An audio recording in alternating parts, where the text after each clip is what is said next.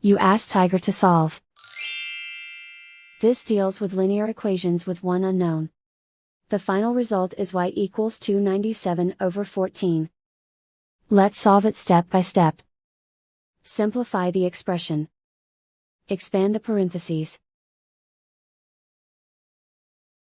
Simplify the arithmetic. Group all constants on the right side of the equation. Add 336 to both sides. Simplify the arithmetic.